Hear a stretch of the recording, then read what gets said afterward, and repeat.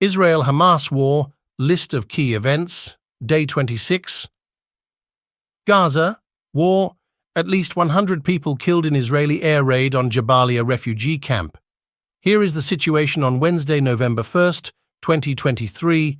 Latest developments: Palestinian fighters and Israeli forces are engaged in clashes south of the Zaytun neighborhood, southeast of Gaza City.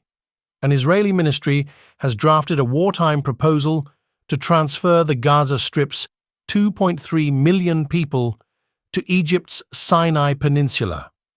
While Prime Minister Benjamin Netanyahu's office downplayed the report by the Ministry of Intelligence as a hypothetical exercise, a Hamas spokesperson rejected this displacement.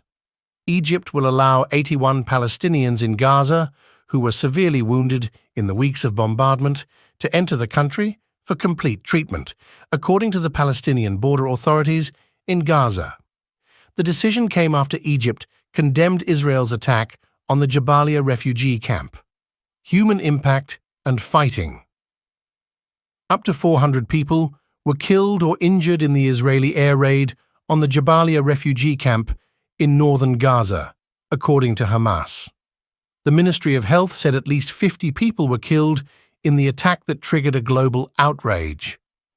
Israel has expanded its ground operations in Gaza recently, with tanks and infantry engaged in battles with Palestinian fighters around the Gaza City in the northern section of the Strip, measuring 10 kilometers by 41 kilometers, 6 miles by 25 miles.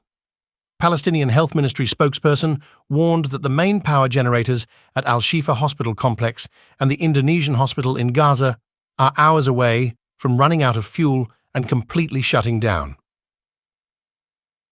Diplomacy: Bolivia has cut diplomatic relations with Israel to condemn the Israeli military offensive in the Gaza Strip. Additionally, Minister of the Presidency Maria Nela Prada announced the country would send humanitarian aid to Gaza. Two other Latin American countries, Colombia and Chile, have also recalled their ambassadors for consultations to condemn civilian deaths in Gaza and to call for a ceasefire. More than 8,500 people, mostly women and children, have been killed in relentless Israeli bombing since October 7th. U.S. Secretary of State Antony Blinken will visit Israel on Friday for meetings with members of the government and then make other stops in the region, according to the Department of State. Qatar, Saudi Arabia, and the United Arab Emirates issued individual statements denouncing the strikes on the Jabalia camp.